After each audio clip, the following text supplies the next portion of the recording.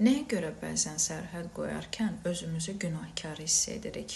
Bir təklifi rədd edəndə, birinə yox deyəndə bunun həmən ardınca bir günahkarlıq hissi ortaya çıxır.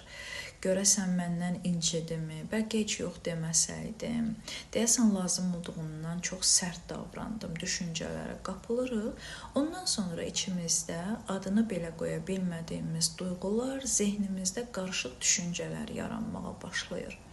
Amma bilməliyik ki, günahkarlıq duyğusu hər zaman pis bir şey etmişik mənasına gəlmir.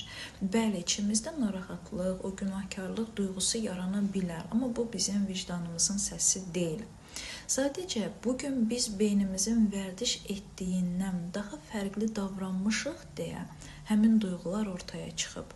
Axı biz münasibətlərdə başqalarına önəm verərkən, beynimizin o vərdiş etdiyi formada davranarkən özümüzü daha güvəndə hiss edirdik.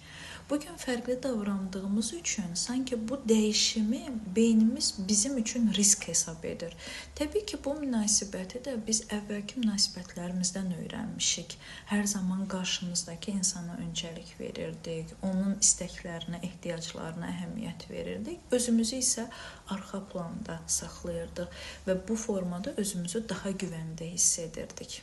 Amma bugün fərqli davranmışıq və beynimiz sanki bunu risk kimi qəbul edir.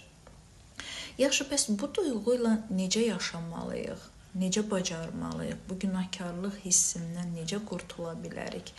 İlk növbədə günahkarlıq hissi ortaya çıxarkən öz sərhədlərimizdən pay vermək bahasına geri addım atmağı yox, bu duyğu ilə qalıb onunla yaşamağı öyrənməliyik. Sanki özümüzlə belə bir münasibət qurmalıyıq ki, necə ki, başqalarının istəkləri, onların ehtiyacları, eyni zamanda mənim də istəklərimin ön planda olmasına həm haqqım var, həm də ehtiyacım var.